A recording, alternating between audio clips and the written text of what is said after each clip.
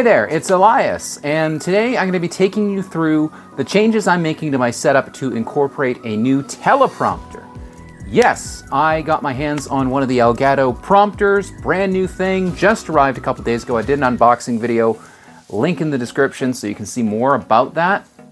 But what I wanted to do in today's video is take you through the changes I'm making to my setup to incorporate the prompter. So for the longest time, I have just done all my recording and streamed from my main office area. This is my main computer setup. And back here, what I always had was this long pole that was mounted to my desk, a inverted mount, and then I have a little tripod screw that slots into that mount. Camera would just tripod screw in there, and that was aimed down at me. Now, it was good enough. It was a good enough setup for a long time, but it has a few issues. First of which is my main monitor is like a 42 or 43 inch monitor. It's not a TV, it's a professional grade monitor, 4K monitor. I love it. But the problem with it is I have to have the camera mounted so high that it's angled down. It's looking down at me, so I can never really get eye contact. Most of the videos, they look all right, but let's face it, looking down on somebody in camera, it looks like an interrogation video. So I want to get away from that. Second, I'm making more content these days, and I find that trying to have a workspace that I can work, I can write code, I can do sales calls, and do content production all at the same time, it's really not an optimal setup for any of those. I want to rework the setup, and my thought is I'm going to have a day-to-day camera, day-to-day webcam set up on top of that monitor so that I can do like my Zoom calls and my Teams calls. I still have my professional mic, so that is on a boom arm, thankfully. In fact, I'll show you this. So my professional mic, it's on a boom arm, so I can swing it around. So that's still going to be part of my setup. What I'm thinking is I'm going to have a secondary camera that will be mounted to my Elgato Prompter. I keep wanting to say Elgato Camlink because that's always how I refer to Elgato. But I'm going to have a secondary camera set up for content production using this area kind of as a backdrop. So those are the big changes I'm going to make. Have a secondary camera set up with the prompter so that I can do kind of my professional content production from that. Have a day-to-day camera so that I maintain that flexibility, still have a high quality setup for my sales calls, for if I'm just doing impromptu streaming, and just make the setup, have a bit of a distinction between my two setups. One is content production, definitely content production, and the other one is more for my day-to-day work. That I'm at a point where I need that. So without further ado, let's dig in to the changes that are going to happen. So right here is the bad boy himself. This is the Elgato teleprompter. And right now I have it set up on a temporary stand that's just bolted to my desk. Behind that, I've got my main camera. That's a Canon XA20. It's just mounted on the sled. So if I actually pull this black cover up, you can see that I've got my camera. It's mounted to this sled part. It's just tripod screwed in there. That's all bolted to the back, and then this camera is pretty much pushed up direct against the glass. And then this black shroud is necessary to prevent any light from getting through. Otherwise, it'll get onto the glass. That any background light could get onto the glass of the prompter. That could get picked up by the camera. We don't want that. So this, I originally tried having it on this pole here, but I just found it wasn't working for me. So I'm going to take this, and let me show you what I got instead of the desk mount. So I went looking through my storage unit for some extra tripods that we weren't using for our events, and I found this guy. One of the first tripods I actually ever used as a student. I still have this thing, and it has served me so well. So I'm gonna be taking this out of storage, just a Manfrotto tripod, 128 LP with some decent legs. So this is going to be the new base for my Elgato Prompter setup. So I'm going to bolt the Elgato Prompter onto this guy. The camera is bolted onto the prompter itself. That is going to be set up kind of over there where you see my computer chair right now, kind of over in this area. All right, so my existing setup, I've got a couple of these lights behind my monitor. This was to light me up. I still think I'm going to keep probably that panel there. But if I pan around, I've got another panel that's set up here. I think I'm going to take this panel, take it off of this stand, take this stand out of the setup, and I have another Manfrotto light stand that I'm going to bolt that light to. So I think I'll do a 3-point lighting, and then when I'm just filming content over here, that other light over there behind the desk, that will be the backlight for my scene. And it will double as the front light, as the key light for when I'm just doing my day-to-day streaming. So that light's going to move to be my key light behind the prompter. That's going to be the backlight for behind me. I already have a fill light that sort of wanders around the office as it is. And again, when I'm doing my regular, just day-to-day stuff, I can just use that guy as the key light. And then fill lights and backlights are not so important for that camera. That's my thoughts. Let's start setting things up. All right, so the first thing I'm gonna do is take the prompter off of the current base and get that onto the new tripod. So let's do that right now. I'm gonna unplug, actually I'm gonna turn off everything. I've got my prompter here. So like I mentioned, I have the camera that's bolted onto the generic sled. So this comes with the Elgato Prompter setup. There's a generic camera sled. You can adjust the camera back and forth as much as you need. You want to have that camera as close to the front of the glass as possible. So that's going to prevent any reflections. It's going to give you the best experience possible. The generic sled bolts onto the back here with just 2 thumb screws. Same with all their other mounts. So there's a mount that you can attach a lens adapter that just screws onto the front of a DSLR, and then this would sit on the front lens. And then there's also a mount for Elgato's Facecam Pro. So the Facecam Pro can slot in here. So on the screen, there's a tripod screw. So we can just slot this into a tripod, and then there's another one right here, depending on how you want to mount this thing. So you've got a lot of options. It's just a standard tripod mount, so pretty much any tripod will work. Although this whole kit, it's a couple pounds, so I'd want to have a fairly robust tripod on this. That's why I'm going with that Manfrotto tripod. I like Manfrotto tripods. I'm a huge fan of them for a long time, not sponsored. They just do well for me. All right, let's get the tripod set up. One mistake I see some people make when they're setting up their tripod is that they tend to keep the legs unextended, so like this, and then they'll boost up this center pole kind of as high as it will go. This is not great for stability. You're gonna get a lot of camera shake if you're boosting up the center pole. What you wanna do instead is always extend your legs as far as they will go, and then use that center pole to boost up the height. Now, if you're in a very stable room and you're not gonna have much floor shake if you're moving around, that's not so much of a problem. But I'm on the 2nd floor of my house, so if I do walk around, I'm gonna get a bit of camera shake here. One consideration though that I do have is, and I'm gonna play with this a little bit, is this camera may be used seated, or I may be standing and using it. So I'll have to play around with this and see if I can get the right height from the tripod and from my prompter. So I'm gonna extend these legs. Now I will be seated, so I don't know if I want to have the legs extended all the way. I'll have to play around with this, but the other thing I do is if I'm not extending one of the legs all the way, is I will extend one of the legs part of the way and then try to match the remaining legs to be that length. They're about there. This is also made super easy if you've got a tripod that has a bubble level in it. Not required, but I find them useful. All right. That's pretty good. So next, I can grab the prompter and we're going to just screw it into this tripod screw here. I think I prefer to use the one on the screen. It just spreads the weight out just a little bit more. Now this may be a bit of a fart around to get working right, but I think we can do this.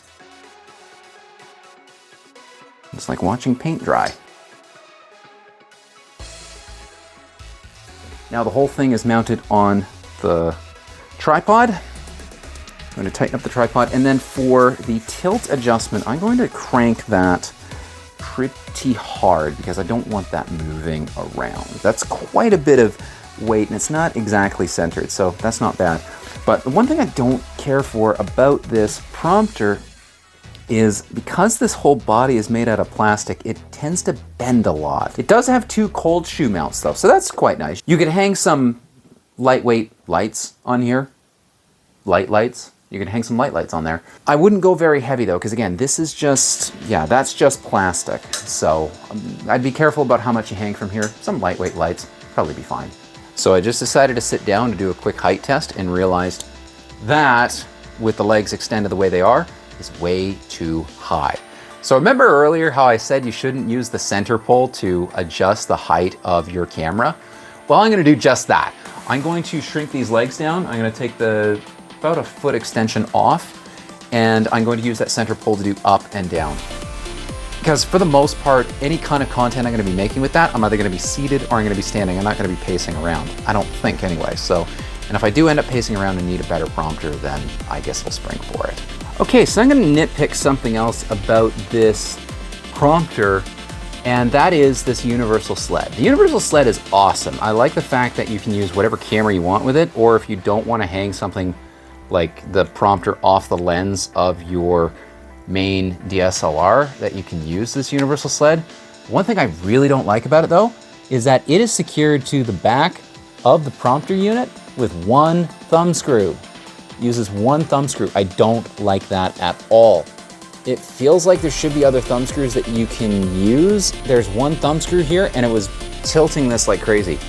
Another thing that would be super awesome for adjusting this thing is if it had built-in bubble levels. I feel like that would be amazing, because now I gotta go get my level from the toolbox to make sure that this thing is actually nice and level. So I don't like the fact that secure with 1 thumb screw. I'm gonna double check the manual, make sure I didn't screw something up. Yep, it is just 1 single solitary thumb screw to the prompter. That sucks. So there's 1 thumb screw there. You don't tighten it fully, do your camera adjustments, move the camera as forward, and then you screw it down. That sucks. So let's get this leveled out. So I'm gonna break that rule I was talking about. I knew I was gonna break that rule. I should have mentioned it. And I'm gonna bring this guy up just so I can work with this a little bit easier. Looking inside of here, God, that's dusty already. Get my lens cleaner. One thing it does come with, thank you Elgato for including a microfiber cloth. That is the best thing ever. By the way, as you are setting this up, you are going to smudge the lens. You are gonna smudge this glass. I have touched it probably 30 million times at this point. So the fact that they include a microfiber cloth, thank you, that is necessary. Got my level, let's level this thing out. Now for the camera. How's the camera doing? I'm going to guess you are not level. Let's see here. Oh, good. Finding a flat spot on the camera is going to be lots of fun. There we go. All right. And then the sled itself is... Oh dear. Is the sled itself level? It's not. It's aimed backwards. I did not expect this. So the monitor part here is just about perfectly level. But the sled is deflecting all the way to the left. Oh, that's a pain. So I'm going to need to deflect the whole unit down if I want the lens to have eye contact. It's like the most minute adjustments in the world. You know, as much as I was thinking of using the shroud, my camera takes a 58mm lens hood. I could hang this off of the camera, and then I wouldn't have to do dual level, and I would know that it's facing straight on. Let's do that. All right, so like I mentioned, in the box of things that comes with the Elgato Prompter, I keep wanting to say Camlink, Elgato Prompter, comes the lens hood adapter. So this takes one of these. So this is a little ring that screws on to the very end of your lens. They have a whole catalog of these rings. They're all labeled, like from 82mm all the way down to, like, what's their smallest size here? Like 49mm. So chances are, if you've got a camera that has like even a halfway's standard mount, chances are there is one of these lens adapters for it. So first thing I'm gonna do is remove the camera. I'm just using a thumb screw down here. And of course, this is screwed in about as hard as I can make it. Here it is. This is my camera. I use a Canon XA20 for my setup, and this is just from my old videographer broadcast days. Decent enough camera, a bit old at this point, but it does 1080p 60, and it's got a decent range of adjustments. So next, I need to remove this universal shroud from the prompter. So I'm actually gonna come around the back here so that I don't obscure the video. All right, and then the universal shroud just pops out like that. So that's now off. And then this universal sled is too tight. Ah yes, we've got it off. Not the problems. There we go. So that's how the universal sled attaches. So there's tripod threads up here, a lot of different tripod mounting options. Oh, Kel's surprise, right. So this mounts to the front of the unit, and then there's different, so you can move this main tripod screw into 3 other positions here to mount like smartphones. Oh, isn't that clever? They think of everything. I'm going to attach the lens adapter. My camera takes 58mm. I'm going to attach that onto the front of my camera. So again, the whole assembly now, my camera is going to be hanging off the whole assembly, or I'm going to have, you know what, I'm going to mount the camera onto the tripod, and then the Elgato will hang off of this. So what will happen is this guy is going to be bolted into the back of the prompter, and then it will all just slot in to the camera. All right, let's do that. This DSLR adapter fits in here, those 2 thumb screws. So that is now slotted in here. Next, I'm gonna mount the camera to the tripod. So I'm gonna set, and leveling you out is gonna be lots of fun. This lens attachment is now attached to my camera. It is screwed in all the way. I have this nice and tight on my tripod. And then this is going to slot onto the front. Let me show you. So I'll move this over here, and this just glides in, and boom, it's on. That's it. So now the prompter is attached to my camera via the lens hood adapter, and I actually kind of like that. Also, I don't have to worry about, is this front and centered with the prompter itself? I know that it is because, well, it's sitting on the camera. By the way, in the box, there is an actual paper quick start guide. Thank you, Elgato, for still making paper manuals. This is the best.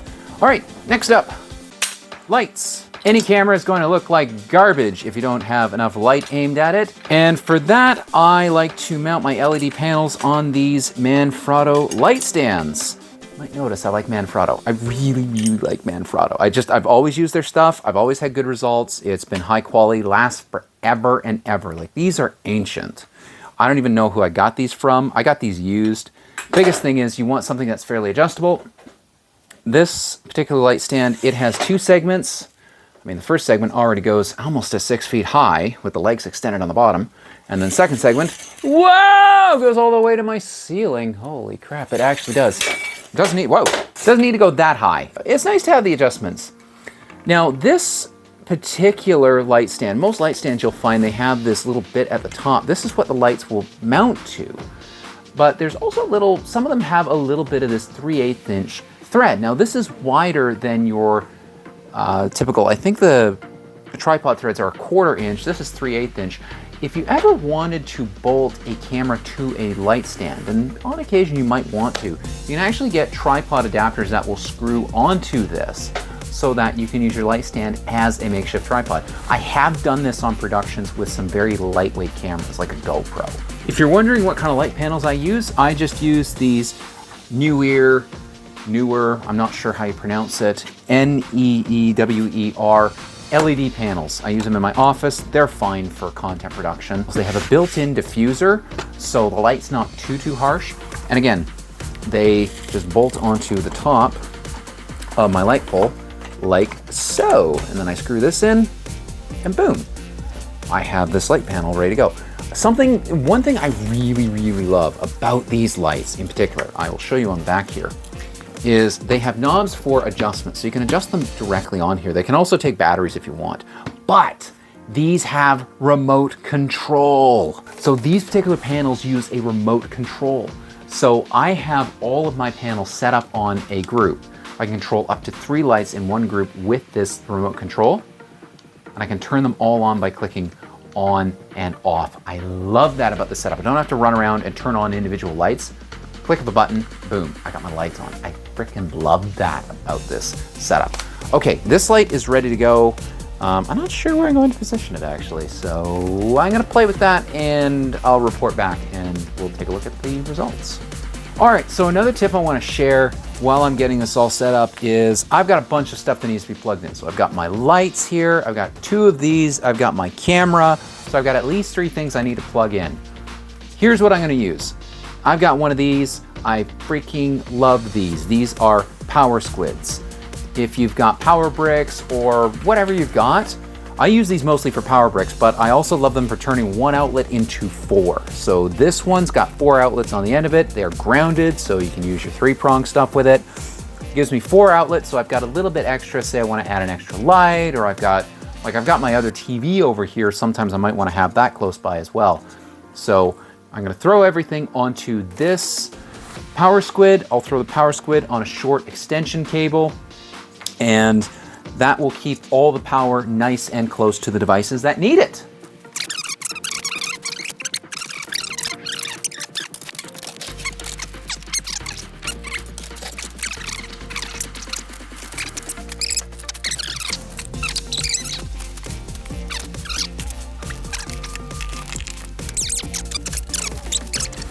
And there it is. We have the fill light up there, which I still need to aim and adjust.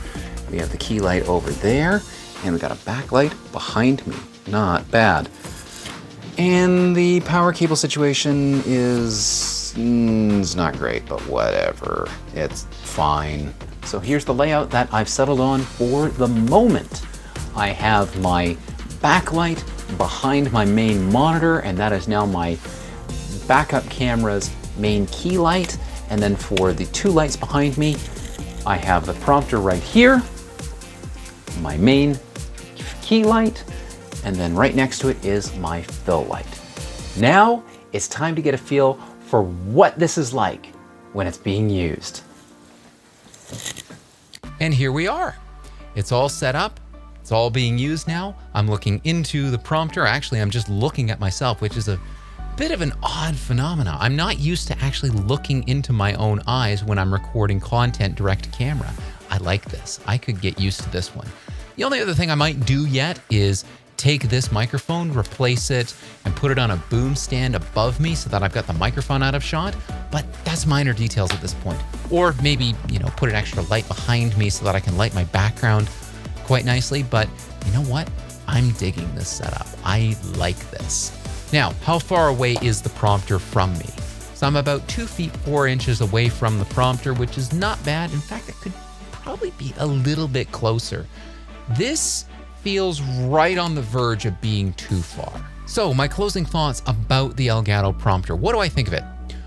Well, I think it's a fantastic device. If you have been looking for a teleprompter, if you have a single monitor or maybe even a dual monitor setup, and you've been wanting to do direct to camera takes, then this is an investment you need to make. This is a fantastic tool. It does exactly what it says it does. It is super simple to set up in terms of software. You just plug it into your computer and you're done. It shows up as an extra monitor in Windows or on Mac. There is software available for it. I haven't tested it yet. Quite frankly, I'm not sure that I'm going to go down that road. I'm not sure yet. We'll see. The build quality, I find in places it leaves a little bit to be desired. Before, I thought those lens rings were plastic. They're actually metal rings that go onto the lenses, which is quite nice. I don't like the amount of flex that the body has to it, but given all the components that are part of this kit, I understand that concessions need to be made. So at $279, I think US, it does everything you need it to, and it does it quite competently. I love the fact that there's a ton of different ways to get this working with your camera, whether you're using an Elgato camera, whether you've got a DSLR, whether you've got a camcorder that can take lenses, or whether you've just got whatever camera lying around. You could even use this with a smartphone and its built-in camera. That would be pretty cool too. I wish it had a built-in bubble level so that you could actually make sure that it is level. I found that using the universal sled for the camera mount was a bit fiddly to get working right. I also don't like the fact that it only uses one screw to secure that sled to the body of the Elgato Prompter. I would have liked to have seen at least 2 or 3 screws securing it on. That way we know it's at least level. I found that when I was adjusting the camera, it was possible for me to knock the sled off kilter, off axis, and it was hard to correct without having a level present. I would prefer it to have more mounting points. I would recommend the Elgato Prompter. If you're looking for an all-in-one solution that works with whatever you've already got, and you don't want to spend extra time and money fiddling around and setting up other monitors or getting glass to do it yourself, I would just get this. Is it a requirement to get started doing content creation? Absolutely not.